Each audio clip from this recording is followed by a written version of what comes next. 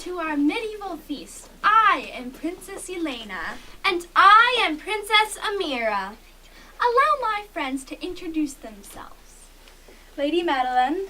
Lord Tennyson. Lady Gabby. Princess Becca. Lord Spencer. Knight Jonah. Princess Gigi. Sir Luke. Lord Benjamin. Prince Ethan. Duke Luke. And I'm Lady Madeline. Today you will see, touch, taste, and even smell the wonders of the Middle Ages and the Renaissance. And now our most gracious host will tell us about their magnificent castle. Welcome to Worthington Castle, one of the newest in His Majesty's kingdom. Because we're at war with France, which still refuses to submit to a noble king, our castle is a well-protected fortress. The walls are 10 feet thick with secret passages and emergency exits. Of course, we hope not to use them because we have a dozen watchtowers and a deep moat filled with rather hungry Nile crocodiles. Attackers face many obstacles here. If they're able to cross the moat, they must pass through a large gatehouse protected by a portcullis and strong wooden doors. Inside the gatehouse is a tall room that is actually a trap, guarded by a second set of doors and portcullis. Through arrow slits in the walls, our soldiers can shoot intruders, smother them in burning straw or hot oil from above, or drop them through a trap door in the floor into the miserable dungeon. Only an attacker with great speed, agility, and cleverness can overcome all of these barriers to reach the heart of the castle. Here in the keep where our family resides is the great hall for banquets like this one. We have many guest rooms warmed by fireplaces and decorated with elegant tapestries. Also, the keep has its own food supply, a slanted roof to catch rainwater, and a well for drinking water. We also have several garderobes in case you feel the need for one after enjoying the wine and other beverages this evening. Outside in the courtyard are stables, gardens, a falconry, and even 2 horseless carriages, along with barracks for the royal soldiers that protect our castle. The best archers in our area practice on the many targets with their wooden bows and arrows. In the nearby village are many peasant homes. The wooden frame houses have walls of woven reeds covered in mud or clay to keep out the elements. Quite snug. In our village market, craftsmen and shopkeepers sell all kinds of food and supplies, such as fruits and vegetables grown in countryside gardens, hand-blown glass, Pretty. metal tools and weapons, Ouch. and custom-made shoes, just to name a few. You are most welcome here this day. Thank you for making the perilous journey. We hope you enjoy the feast.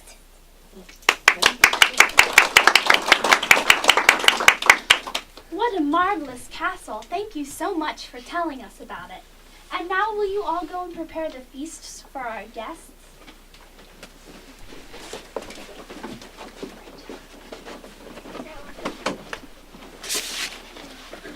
Let's give our guests an overview of the Middle Ages and the Renaissance. That's a marvelous idea. The Middle Ages started after the fall of Rome, which was the greatest empire in the world. Evil barbarians demolished Rome and its empire. Each great leader took over a portion of the world and claimed it for themselves. Eventually, the barbarians became civilized. Their offspring multiplied and filled Europe with their descendants. Finally, countries formed, and a vicious cycle of life began. Wars, and more wars were normal. A king wanted more power and land, so he would attack a nearby town or country. People from both sides would have to fight brutal battles, resulting in much bloodshed. After many years of war, one side would give in and the war was stopped. After a time, the same king would want more power and land, and the cycle would start all over again. People struggled to survive. Staying alive was all they had time for. Just trying to feed your family was enough work for the day. No one had any time for art, music, science, poetry, or philosophy. Most people were peasants. Peasants had no rights. They had to work for their king in return for protection. Only a fraction of the people living were royalty. Even kings had many worries. What if a famine came? What if another king attacked? The Middle Ages was a time of suspense and agony. One dreadful day, Italian merchants coming from India brought with them something that would kill more than a third of the entire population of Europe. They brought the bubonic plague. It quickly spread throughout Europe, killing everyone who caught it.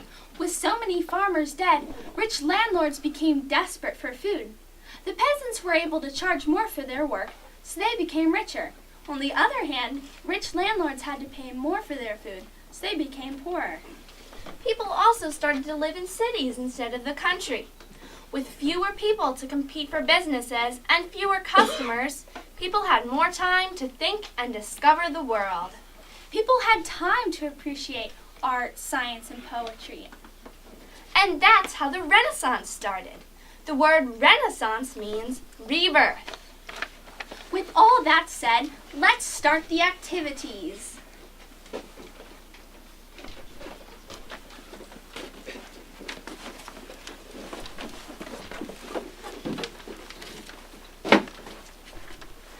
Look at those gorgeous stained glass windows. When I think of medieval artwork, I think of stained glass. And I think of illuminated manuscripts.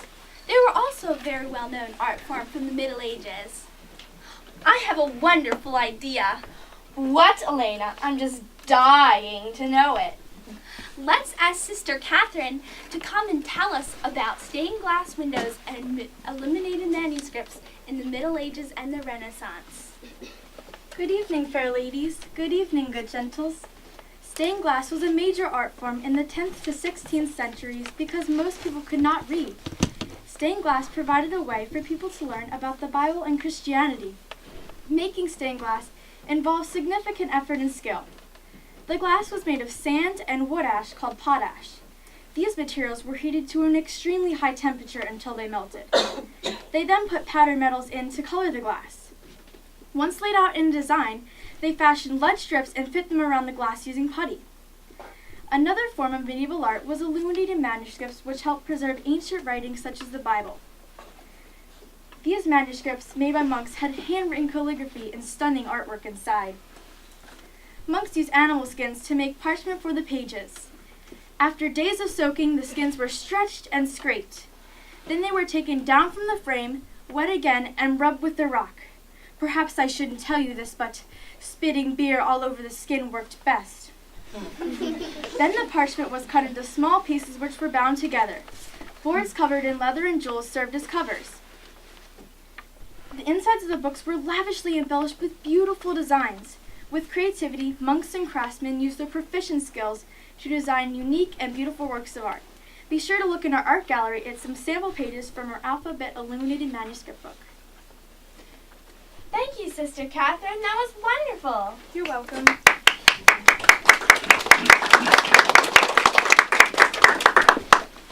Don't you just love the artwork from the Renaissance? Oh, I just love artwork. Do you see who I see? It's Leonardo da Vinci, one of the greatest artists and thinkers from the Renaissance. Let's hear from him on the topic of art in the Renaissance. Good evening, everyone. My name is Leonardo da Vinci. The Italian Renaissance, of which I was a part, lasted from 1350 AD to 1600 AD. Artists, like myself, were supported by patrons. Lorenzo de' Medici, a ruler in Florence, was a very significant patron who supported me and many renowned artists of the Renaissance, including Michelangelo, Botticelli, and Raphael. He gave us money and encouragement so that we could produce extraordinary masterpieces. In the Middle Ages, artists mainly painted biblical stories and events, which taught people about God. However, we Renaissance artists painted not only sacred images, but also secular events. We wanted to display human joy and happiness, as well as the beauty of the human body. Renaissance paintings most commonly depicted landscapes, recent events, and characters from Greek and Roman mythology. Patrons sometimes commissioned us to paint portraits of themselves. Paintings weren't the only form of Renaissance art. Sculpture emerged as a popular art form. The most famous sculptor was my rival, Michelangelo Buonarroti. The David and the Pietà, which is a sculpture of a crucified Jesus on Mary's lap, are two of his most famous works. We Renaissance artists use special techniques to make our art appear more realistic, like perspective. I used sfumato in my great masterpiece, the Mona Lisa, which means I created a blurred, smoky background to emphasize her lovely face. I have one secret, but you may not tell anyone because it's illegal. I have dissected dead human bodies in order to make my art appear more realistic. Now I must go to continue my next masterpiece of Jesus eating with his disciples for the last time. I wonder if it will turn out well.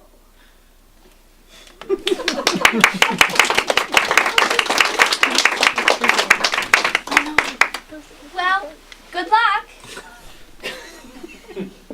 And now, we have the privilege of introducing you to a brave knight, his faithful squire, and his young page. Let's hear it for Sir Brandon, James, and Evan.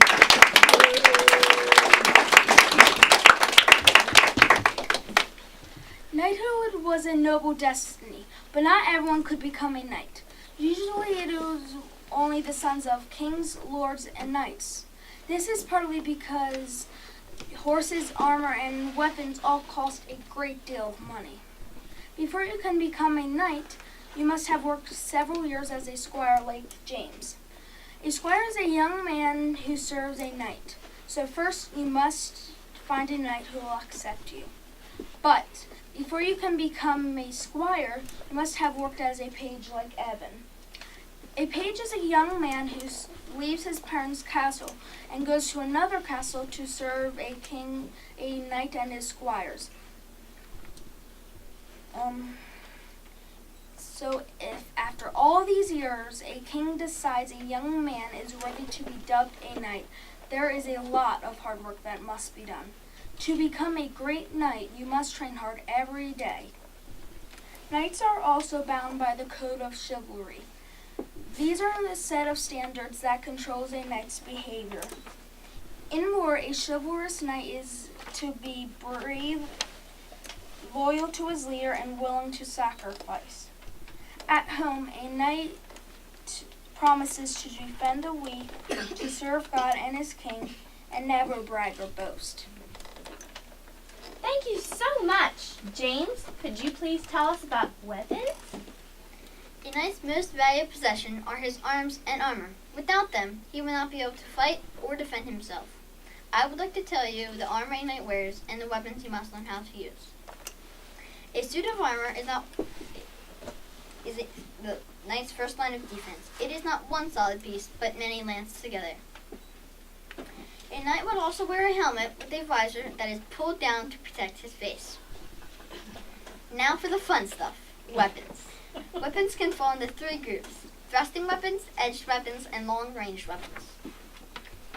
When a knight is fighting from horseback, he is using a thrusting weapon called a battle lance. This is a long and strong piece of wood with a pointed tip. It is meant to pierce an enemy's armor, or at least knock him off his horse. A similar lance is used for jousting, but that lance has a blunt tip. Swords and daggers are edged weapons.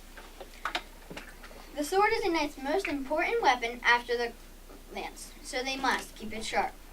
It is used for close combat and fighting on foot. The last group of weapons is long-range weapons, like the crossbow. Crossbows fires arrows which can pierce an enemy's armor. Lastly, knights also have a shield.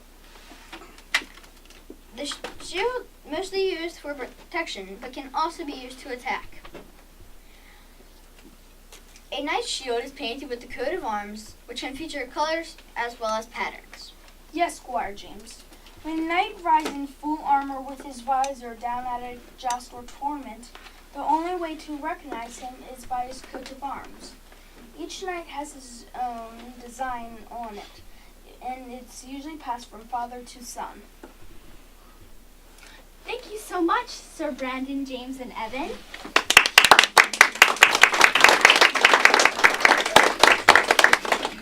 Wow, did you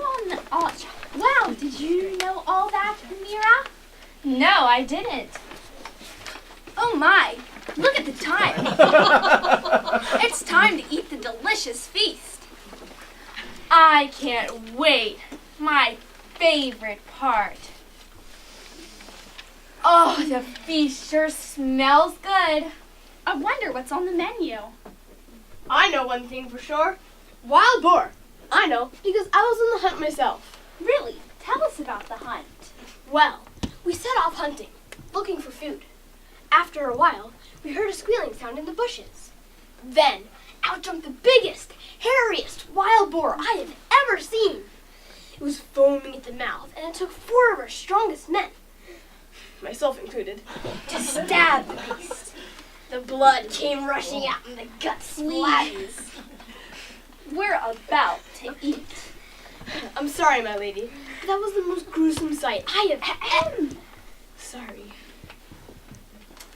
Well, now that we've heard about the hunt, let's hear from cook and her helper about the rest of the meal. Oh, yes, yes. I have spent all day preparing the most scrumptious food you have ever tasted. We'll be having pheasant eggs, Chicken, wild boar, ham, green beans, potatoes, bread and cheese, spiced and gingerbread, apple tart, and hot milk cake. all arranged beautifully. Interestingly, royalty and peasants are basically the same things. Royalty just arranged it better.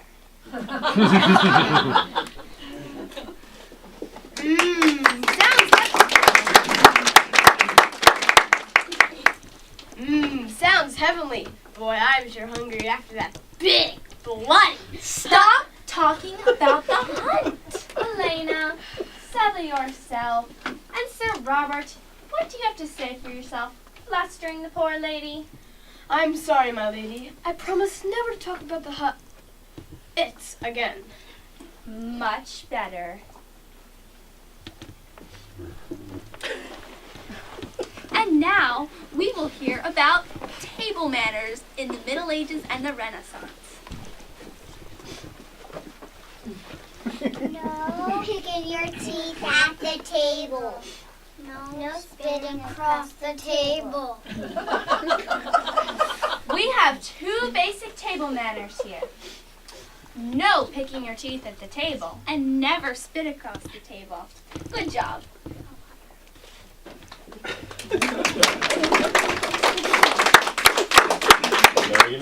I know. And now we will divert our attention to Queen Jennifer, who will give us instructions on serving the feast. Lords and ladies, we are delighted to have you here this evening. I invite you to enjoy the artwork in this room for about 5 minutes, and then there will be a feast for you upstairs.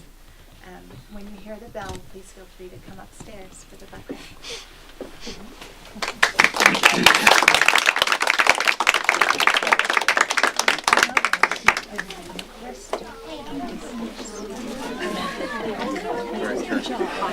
One of the only rules. I actually did.